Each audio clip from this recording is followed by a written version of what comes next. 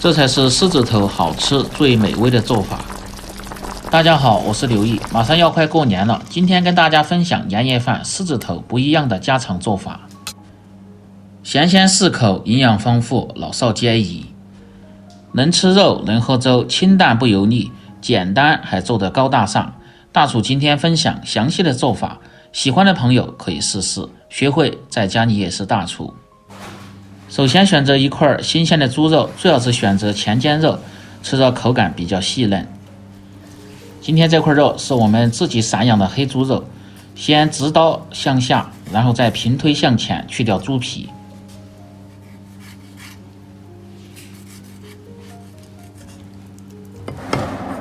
再切成稍微薄点的片，如果嫌麻烦的，直接可以买肉的时候让摊主给你绞成肉馅儿。切成片后，再改成稍微细点的条，再切成石榴汁大小的丁。先来准备个姜葱汁，待会儿和肉馅的时候用，去腥增香的效果最好，而且还能增加肉的口感。把姜葱都拍破，这样更容易出姜葱味。然后放入盆中，放入少许的花椒去腥提味，再加入适量的盐，这样更能出姜葱汁。放入料酒稍微多一点，先抓拌几下，抓出姜葱的汁水，然后放入适量的清水，先浸泡上。接下来把切好的肉稍微剁一下，增加肉的粘性，捏丸子的时候更好捏，也不用剁得太细，太细的话没有口感。把剁好的肉先放入盆中，再来切点配料。山药一节，清洗干净，削去外皮，切成丁，增加狮子头的口感。当然也可以选择用马蹄，或者是地瓜，也就是凉薯，吃着口感都挺不错。马蹄最好是不要选择瓶装的，吃着口感不好。各位好朋友，请动动你们发财的手，点亮视频下方的大拇指和五角星，您的点赞和收藏对于我来说非常重要，感谢您的支持。再切入少许的葱末和生姜末，去腥提味。当然不喜欢搁姜葱在里边的，用姜葱汁也可以。下面开始调味，放入盐稍微多一点，胡椒粉半勺去腥提味，料酒稍微多一点去腥，香油适量提味增香。再倒入适量的姜葱汁，先抓拌均匀，然后向着一个方向把肉搅拌至上劲。这一步大概需要2分钟，搅拌至肉上劲，表面起黏，然后放入鸡蛋1个，增加丸子的粘度。再继续把鸡蛋搅拌均匀。这一步大概需要1分钟，搅拌至肉表面再次起黏，放入适量的玉米淀粉，搅拌均匀，锁住水分。最好用这样边搅边摔的方式，这样做出的肉丸吃着口感劲道，煮的时候不会散。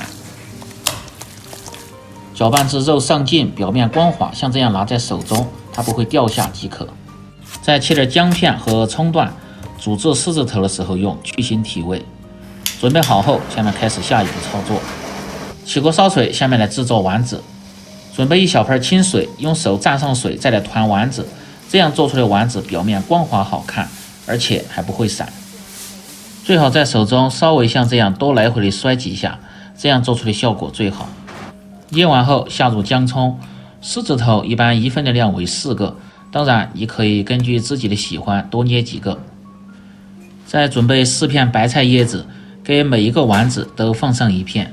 放白菜主要是为了吸去多余的油脂，而且还可以防止表面发干。有锅盖的盖上锅盖，没有的也可以不盖。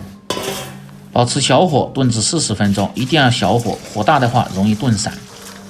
接下来准备熬小米粥，把小米提前浸泡个10分钟左右，这样熬出的小米更粘稠。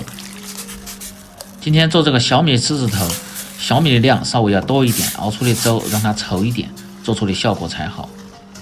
开锅后保持中火煮至10分钟左右，用勺子推动，防止粘锅糊底，再放入适量的色拉油，这样熬出的米粒松散，而且味道还香。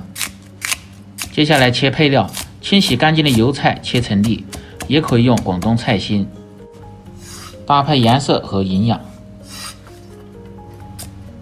胡萝卜适量，切成丁，丰富营养。香菇适量，最好是用干香菇，味道更香。不喜欢吃的可以用新鲜的香菇，切成粒，丰富口感，增加香味。大虾4个，增加鲜味。最好是像这样片一下，做出的菜品看着更有食欲。准备好后，下面进行下一步操作。这道菜好吃好看的，关键是还要高汤，还有这个南瓜汁。如果家里边操作没有高汤的，可以用鸡汤。南瓜汁就是用金瓜蒸熟后压成泥。南瓜汁主要是给这道菜增加黄亮的颜色，看起来更加的有食欲。把小米熬熟，熬至稍微发干。下面进行这道菜关键的调汤。锅中舀入适量煮丸子的原汤，然后再放入南瓜酱和高汤一块儿。盖上锅盖，把高汤烧化后，然后下入小米，接着下入虾仁熬出鲜味。接着下入香菇粒熬出香味，适量的料酒去腥提味。调味放入少许的盐、鸡粉和鸡汁提味增鲜。当然家里边没有的，鸡汁和鸡粉都可以不放。再放入少许的胡椒粉去腥提味。接着下入切好的油菜粒，稍微烧制一下，用水淀粉开始勾个薄芡。这个芡汁最好是分2次来勾。不能太稀，也不能太稠，喝在嘴里要有顺滑的口感。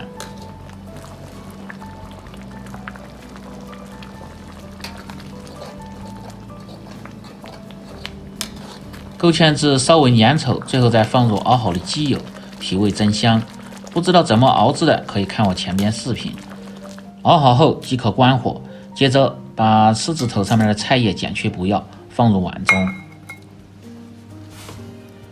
把熬好的小米粥浇在狮子头上边，美味极成。